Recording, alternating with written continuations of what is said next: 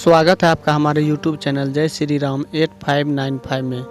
तो चलिए फ्रेंड, आज मैं आपको अपने इसी YouTube चैनल के माध्यम से ये जानकारी दूंगा कि आखिर जरासंध का अंत कैसे हुआ था और जरासंध को भगवान श्री कृष्ण ने भीम के द्वारा क्यों मरवाया था।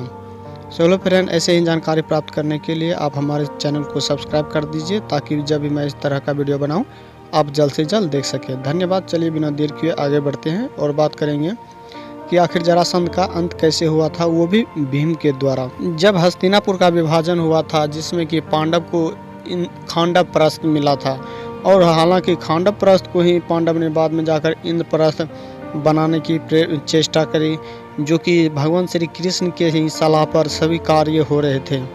तो उसमें भगवान श्री कृष्ण ने कहा कि इंद्रप्रस्थ बनाने में केवल और केवल एक ही बाधा है और उसका नाम है जरासंध।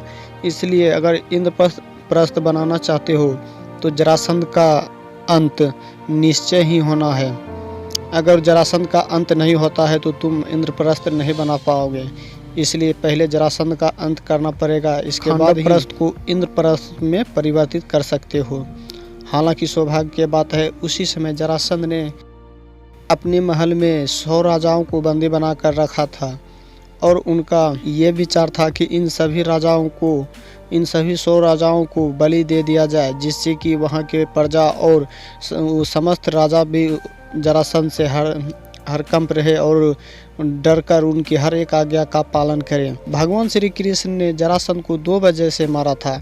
एक तो पहला जरासंध इतना अपने प्रजा पर और दूसरे राजा पर अत्याचार करते थे, बहुत ज़्यादा अत्याचार करते थे, और दूसरा वजह था कि भगवान श्री कृष्ण पांडव को उस खांडव प्रस्थ को इंद्रप्रस्थ में परिवर्तित करना चाहते थे, जो कि जरासंध के जीवित रहते कभी संभव नहीं था। और उसी समय जब जरासंध 100 राजा को बलि दे रहे थे तो वहाँ पर पहले कर्ण आए थे और उन सभी 100 राजाओं को बचाकर और जरासंध को अपना मित्र बना लिए थे। लेकिन कुछ समय बाद जब जरासंध मल्ल युद्ध में व्यस्त थे तो उसी समय देख रहे थे कि वो उनसे मल्ल युद्ध में कोई नहीं जीत पा रहा है, तो वो जरासंध ने आवेश में आकर, अपने क्रोध में आकर वहाँ के समस्त लोगों को चेतावनी देने लगे और कहने लगे कि जो कोई भी वीर है आकर मुझसे अभी इस अखाड़े में मल्ल युद्ध करें।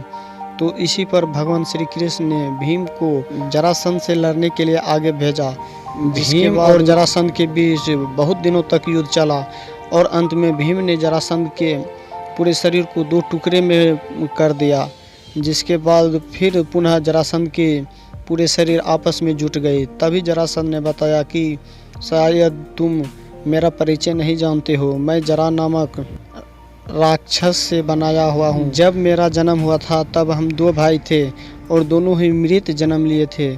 जन्म लेते ही हम दोनों मृत्यु को प्राप्त हो गए थे और उसी समय मेरी माँ ने हम दोनों का त्याग करके जंगल में फेंक दिया था, जिसके बाद जरा नाम के एक राक्षस ने हम दोनों भाई को लिया और जीवित कर दोनों को एक में जोड़कर जीवित किया और उसी समय मेरा नाम जरासंध रख दिया था। अतः मुझे कोई नहीं मार सकता है। तभी वहाँ पर खड़े कृष्ण भगवान ये सब देख रहे थे और भीम को इशारे में बतलाया कि इसे 2 टुकड़े में फाड़ कर एक टुकड़े को दूसरे टुकड़े के विपरीत दिशा में फेंको ताकि ये जुट नहीं पाएगा।